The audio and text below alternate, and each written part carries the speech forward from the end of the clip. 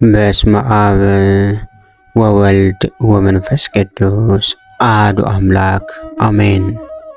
ሐዲስ ኪዳኑ ሐሙስ ምሴተ ሐሙስ። ከስቅለትና ከትንሣኤ በፊት ያለው ሐሙስ በቤተ ክርስቲያናችን 5 የተለያዩ ስያሜዎች አሉት። አንደኛ ሕጽበተ እግር ይባላል። ይህ ስያሜ የተሰጠው ጌታችን በዚህ ዕለት የደቀ መዛሙርቱን እግር በማጠቡ ምክንያት ነው። ይህም የሚያሳየው የዓለምን ኃጢአት ለማጠብ የመጣ መሆኑን ነው። ይህንን ለማስታወስ ዛሬ ካህናት በተለይም ሊቃነ ጳጳሳት በመካከላችን ተገኝተ የእኛንና የሕዝብን ኃጢአት እጠብ ሲሉ በቤተ ክርስቲያናችን የተገኙትን ምዕመናን እግር በወይንና በወይራ ቅጠል ሲያጥቡ ያረፍዳሉ። በዮሐንስ ወንጌል ምዕራፍ 13 ከቁጥር 4 እስከ 15። ሁለተኛው የጸሎተ ሐሙስ ይባላል። የዓለም መድኃኒት ጌታችን መድኃኒታችን ኢየሱስ ክርስቶስ የሚደክም ሥጋን የተዋሃደ አምላክ ፍጹም ሰው መሆኑን ለመግለጽና ለአርአያነት ጠላቶች መጥተው እስኪይዙት ድረስ በጌቴሴማኒ ሲጸልይ በመቆየቱ ነው። በማቴዎስ ወንጌል ምዕራፍ 26 ከቁጥር 36፣ በዮሐንስ ወንጌል ምዕራፍ 17 ከቁጥር 1።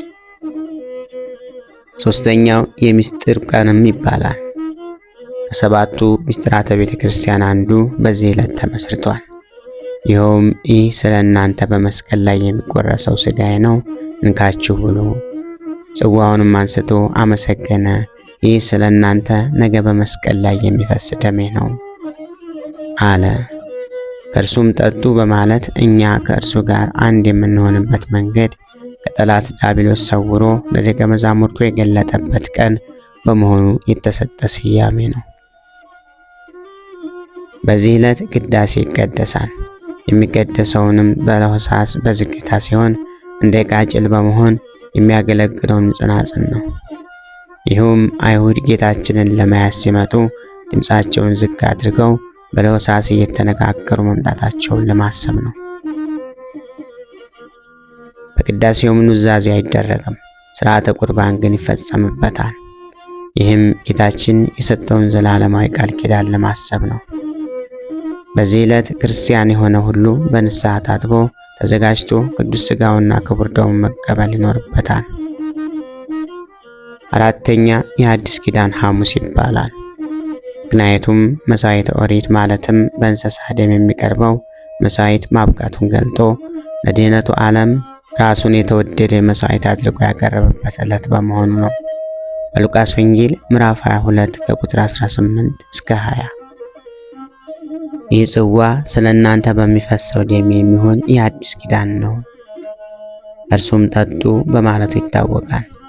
ጌታችን መድኃኒታችን ኢየሱስ ክርስቶስ ለአዳምና ለልጆቹ ሁሉ ዘላለማዊ ቃል ኪዳን በራሱ ደም የፈጸመበት ዕለት መሆኑን በማሰብ የቃል ኪዳን ፈጻሚዎች ጠባቂዎች በመሆን እንደሚገባን እንማራለን።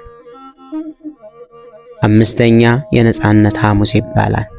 ለኃጢአትና ለዲያብሎስ ባሪያ ሆኖ መኖር ማብቃቱ ሰው ልጅ ያጣውን ክብር መልሶ ማግኘቱ የተገለጠበት ቀን ስለሆነ ነው። ራሱም ጌታችን መድኃኒታችን ኢየሱስ ክርስቶስ ስለ ሰው ልጅ ነጻነት ሲናገር ከእንግዲህ ወዲህ ባሮች አልላችሁም፣ ባሪያ ጌታ የሚያደርገውን አያውቅምና ወዳጆቼ ግን ብያቸዋለሁ በማለቱ በዮሐንስ ወንጌል ምዕራፍ 15 ከቁጥር 15 ከባርነት ነፃ የወጣንበት ቀን መሆኑን መጽሐፍ ቅዱስ በግልጽ ያስረዳናል። ስለዚህ እያንዳንዱ ክርስቲያን ከኃጢአት ባርነት በመራቅ እግዚአብሔር ሕይወቱን በቅድስና መምራት ይኖርበታል። እርሱ ጠላቶቹ ስንሆን ወዳጆቹ አድርጎናል። በማቴዎስ ወንጌል ምዕራፍ 26 ከቁጥር 17 እስከ 19። ስድስተኛ አረንጓዴው ሐሙስ ይባላል። ጌታችን መድኃኒታችን ኢየሱስ ክርስቶስ በአትክልት ቦታ ስለጸለየ ዝቅ ብሎ ትሕትናን አክብሮትን ያስተማረን ጌታችን ልባችን ይስበረልን። ክብር ምስጋና ይሁን አንድ አምላክ ለሚሆን ለአብ ለወልድ ለመንፈስ ቅዱስ ስም እስከ ዘለዓለሙ አሜን። ወስብሐት ለእግዚአብሔር ወለወላዲቱ ድንግል ወለመስቀሉ ክቡር። ይቆየን።